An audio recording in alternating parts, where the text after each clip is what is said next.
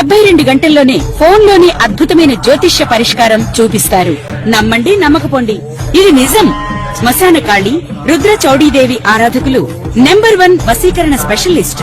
గురూజీ మనిషి పుట్టుక నుండి చనిపోయే వరకు వచ్చే అన్ని క్లిష్టమైన సమస్యలకు పరిష్కారం ఇక్కడ లభిస్తుంది. విద్య, ఉద్యోగం, వ్యవహారం, స్త్రీ ప్రేమ, పెళ్లి, సంతానం, స్త్రీ పురుష వశీకరణం, భూవశం, భార్యాభర్తల కలహాలు, కోర్టు సమస్యలు, విడాకుల సమస్యలు, చేతబడి, అప్పుల బాధ, ఇంకా మీకు ఎలాంటి సమస్యలు ఉన్నా 72 గంటల్లోనే శాశ్వత ఓం నమః శివాయ.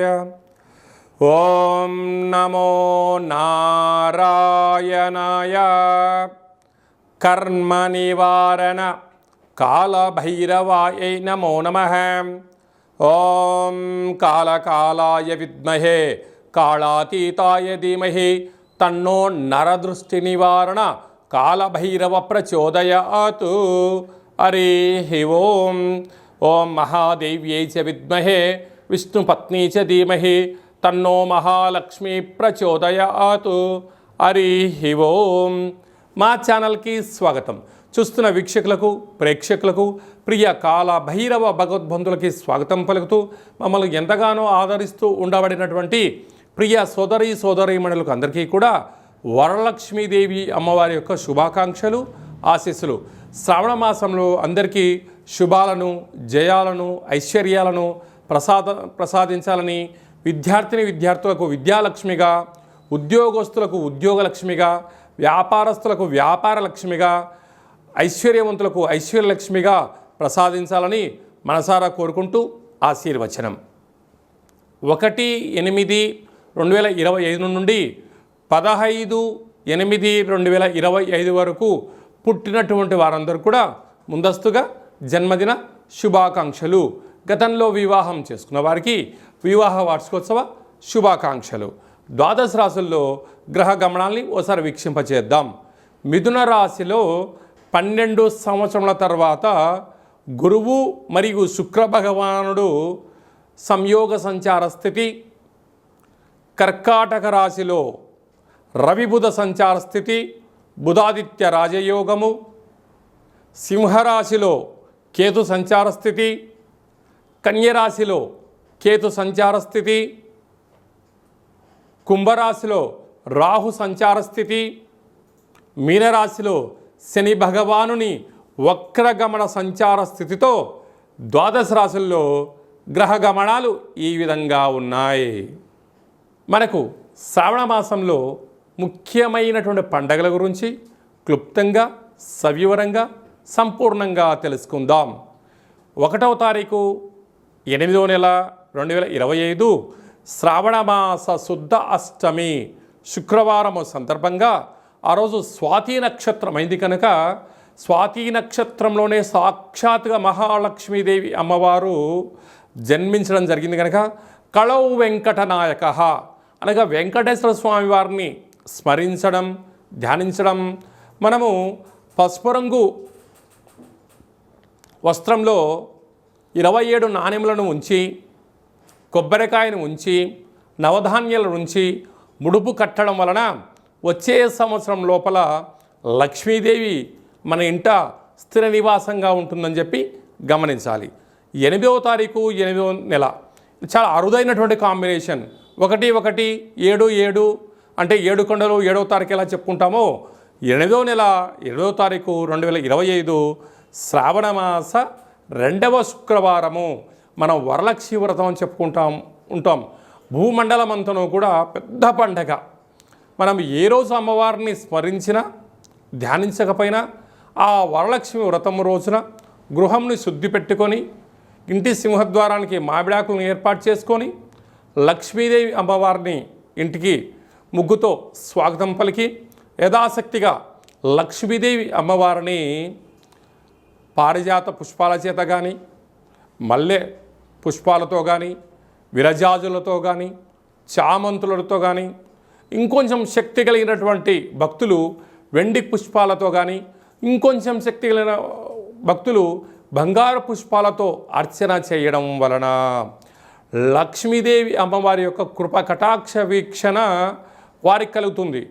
ఇక్కడ వస్తువు ప్రధానం కాదు, భక్తి ప్రధానము.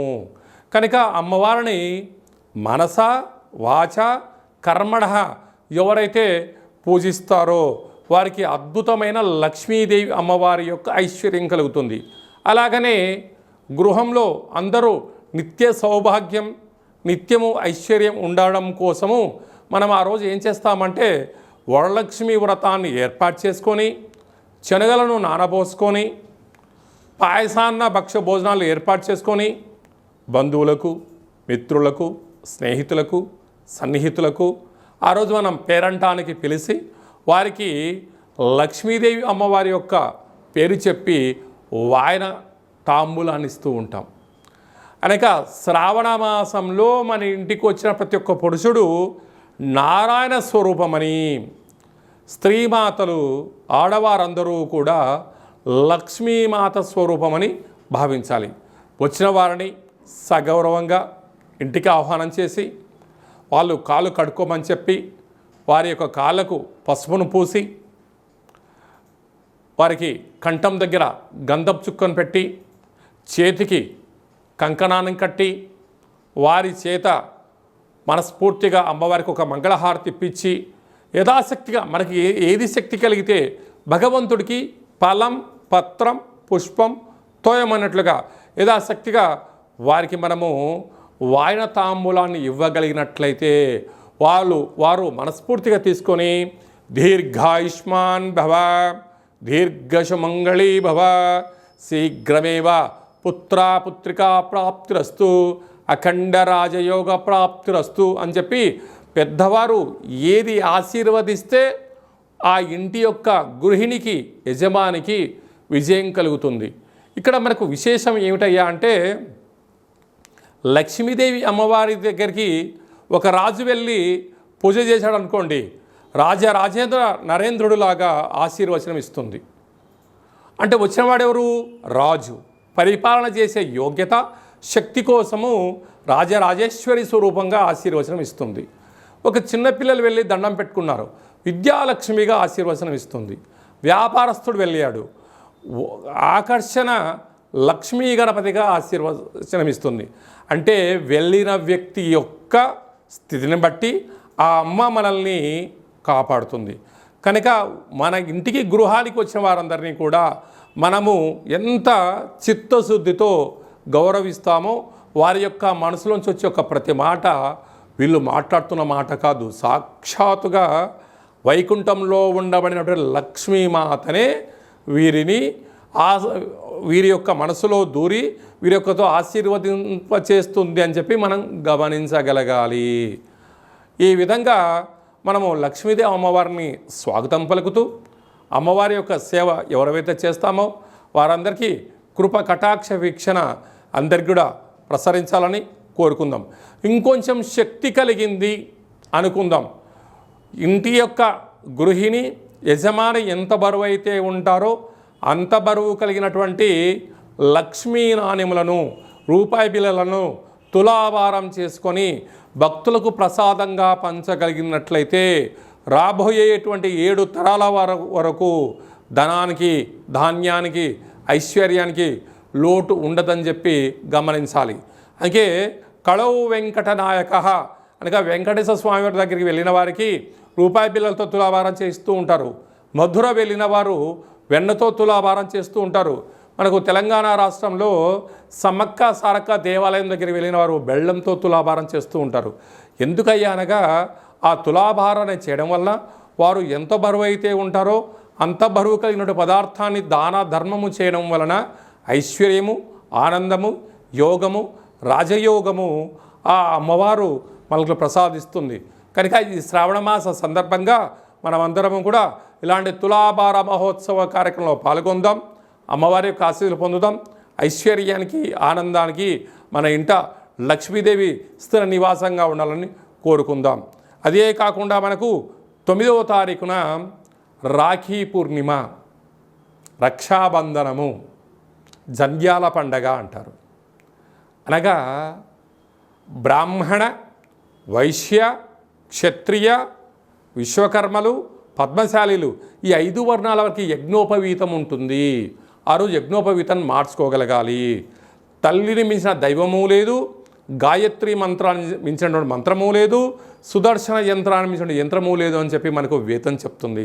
కనుక నువ్వు ఏ రోజు ఏం చేసినా చేయకపోయినా ఈ శ్రావణమాస పూర్ణిమ సందర్భంగా యజ్ఞోపవీత ధారణ చేసి కనీసం ఒక 108 సార్లు, కుదరలేదు కనీసం 27 సార్లు గాయత్రి మంత్రాన్ని ఓం భూర్భువత్స్వః తత్స్వవితుర్వరేణ్యం భర్గో దేవస్య ధీమహి ధియో యో నః ప్రచోదయాత్ అనేటువంటి మంత్రాన్ని ప్రాతకాలము, మధ్యాహ్నము, సాయం సంధ్య గావిత్రి, సావిత్రి, మహాసరస్వతి అంటే అమ్మవారు ఈ 3 రూపాల్లో ఉంటూ మనల్ని కాపాడుతూ ఉంటుంది. అయితే బ్రాహ్మణులకు ఎవరైనా దండం పెడితే దీర్ఘాయుష్మాన్ భవ, దీర్ఘసుమంగళీ భవ అని ఆశీర్వదిస్తుంటారు. అంటే అది ఎక్కడి నుంచి వస్తుంది? గాయత్రి మాత వాళ్ళను రక్షిస్తుంది. వైశ్యుల అంటే కోమటలు వైశ్యాసు దగ్గరికి వెళ్ళి మనము నమస్కారం పెట్టామనండి, వాసవి మాత దేవ్యై నమో నమః అంటారు. అంటే వాసవి మాత వాళ్ళను చల్లగా ఆశీర్వదించడం వలన, వాళ్ళు త్రాసు తక్కడను పూచడం వల్ల వాళ్ళు అపార కుబేర సంపన్నులు అవుతారు.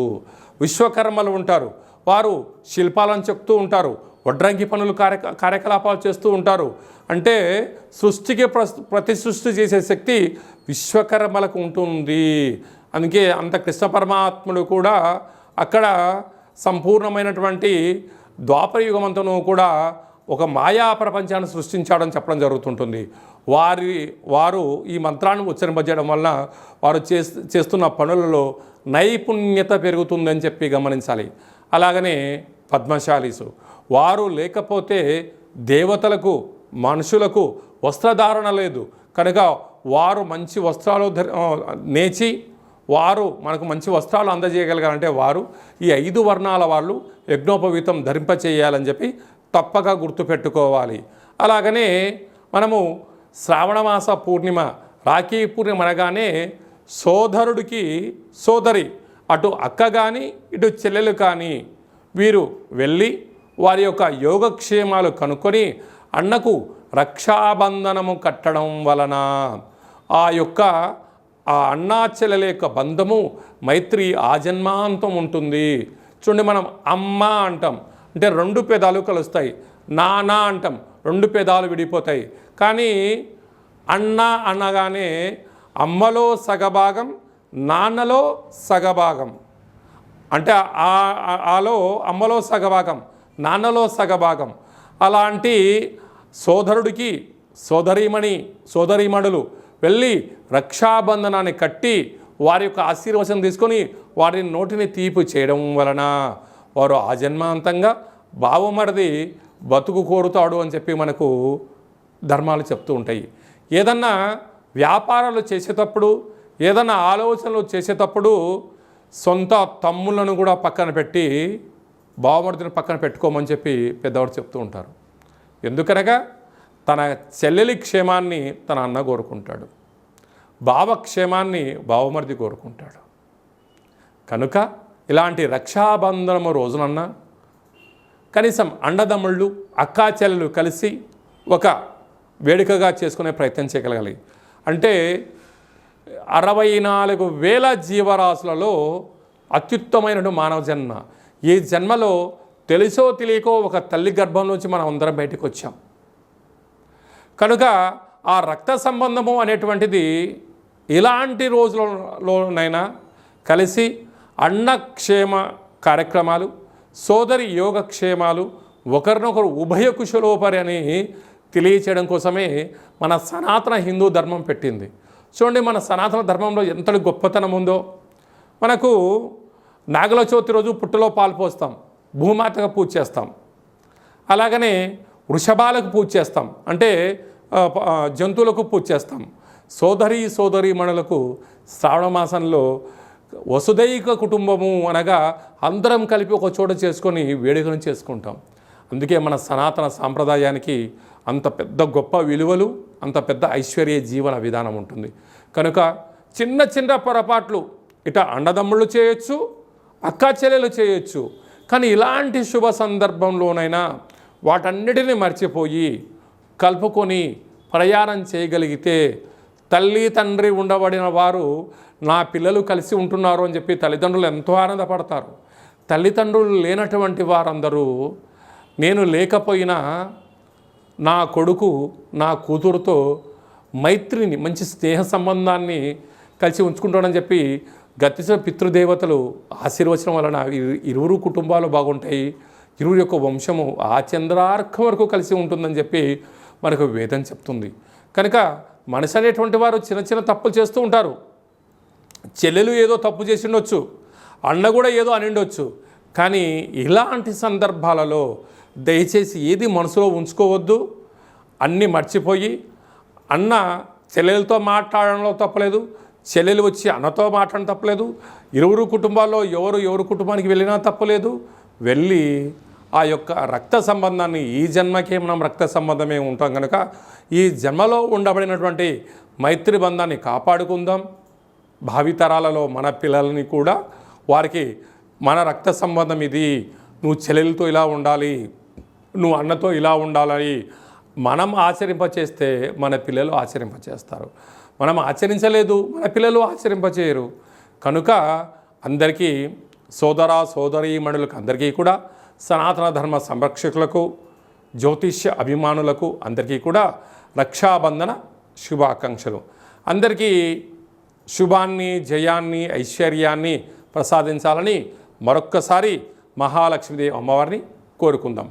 ఇంకనూ మనము శ్రావణ మాసంలో విజయాన్ని సాధించగలగాలి అన్నట్లయితే మనకు శ్రావణ మాసంలో శుక్రవారం రోజున ఉతికిన వస్త్రాలు ధరింపజేయడం, ఇంట్లో మనము లక్ష్మీదేవి అమ్మవారికి పూజ చేయడం, సంపూర్ణమైన ఐశ్వర్య జీవనాన్ని పొందడం, మనకు ఏది కలిగితే అది శక్త్యానుసారంగా వాయనాన్ని తాంబూలం ఇవ్వడం, స్త్రీమాతకు ఒక మంచి విస్తర వేసి భోజనాన్ని ఏర్పాటు చేయడం, పసిపిల్లలకు చిన్న చాక్లెట్ల లాంటివి ఏర్పాటు చేయగలిగినట్లయితే జాతకంలో ఉండబడినటువంటి గ్రహదోషం తొలగి ఐశ్వర్యం కలుగుతుందని చెప్పి కూడా మీరు గమనించగలగాలి.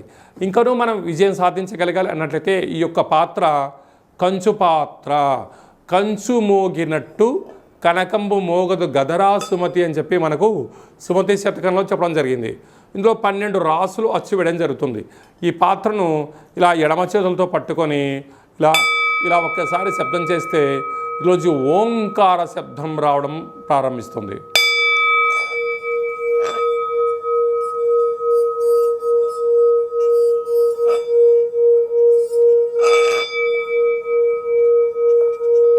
ఇలా శబ్ద తరంగాల్ని ఏర్పాటు చేయడం వలన ఉదయము సాయంత్రము మనము పూజ చేసిన తదనంతరము గృహంలో మనం ఇలా ఓంకార శబ్దాన్ని సృష్టించడం వలన గ్రామంలో, దేశంలో సంచరించేటువంటి లక్ష్మీదేవి గళ్ళుమంటూ మన ఇంట్లోకి రావడం, మన ఇంట్లో ఉండబడినటువంటి జ్యేష్ఠాదేవి బయటికి వెళ్ళిపోవడం జరుగుతుందని చెప్పి కూడా గమనించాలి. ఈ అక్షయ పాత్రతో పాటు మీకు కాళభైరవ స్వామి యొక్క పూజా కార్యక్రమం 27 రకాల వస్తువులతో దిష్టి తీయించడం కూడా జరుగుతుంది. కనుక మనమందరము కూడా ఈ శ్రావణ మాసంలో కాళభైరవ స్వామి వారికి అక్షయ పాత్రను ఇంట్లో ఉంచుకుందాం. ఐశ్వర్యానికి, ఆనందానికి స్వాగతం పలుకుతామని చెప్పి గమనించాలి. మీ వ్యక్తిగత జాతకం తెలుసుకోవాలనుకుంటున్నారా? మీ పేరు, పుట్టినటువంటి తేదీ, నెల, సంవత్సరం, పుట్టిన సమయం రాసి మీరు వాట్సాప్లో పంపించగలిగినట్లయితే 100 సంవత్సరముల జాతకాన్ని సంపూర్ణంగా సవివరంగా వ్రాసి మీకు పంపించి మీరు పుట్టినప్పుడు గ్రహ గమనాలు ఎలా ఉన్నాయి, ప్రస్తుతం ఎలా ఉంటున్నాయి, రాబోయే కాలంలో ఎలా ఉండబోతున్నాయో వివరిస్తూ మీరు విజయం సాధించేంత వరకు మన యొక్క కాళభైరవ ఆశ్రమం దగ్గర నుంచి అన్ని విధాలా మీకు తోడు నీడగా ఉంటామని చెప్పి గమనించగలగాలి.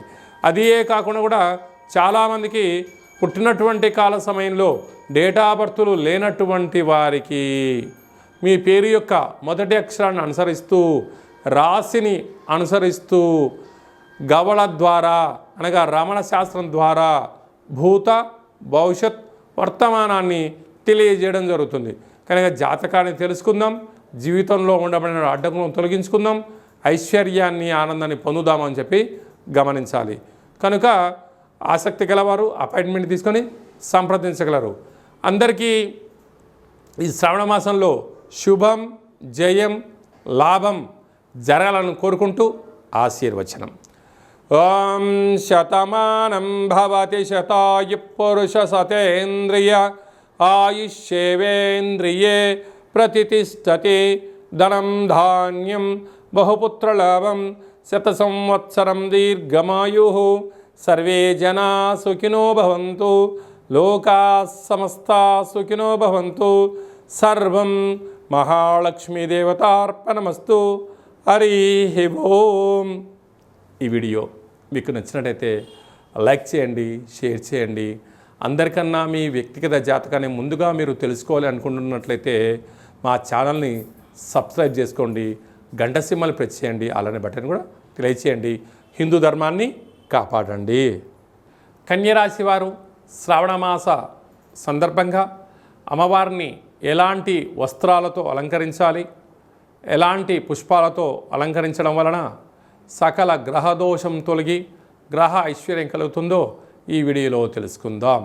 కన్యరాశిలో ఏ నక్షత్రాలు వస్తాయనగా ఉత్తరా నక్షత్రంలోని 2, 3, 4 పాదాలు, హస్తా నక్షత్రంలోని 4 పాదాలు, చిత్తా నక్షత్రం 1, 2 పాదాలు కలిపితే కన్యరాశి.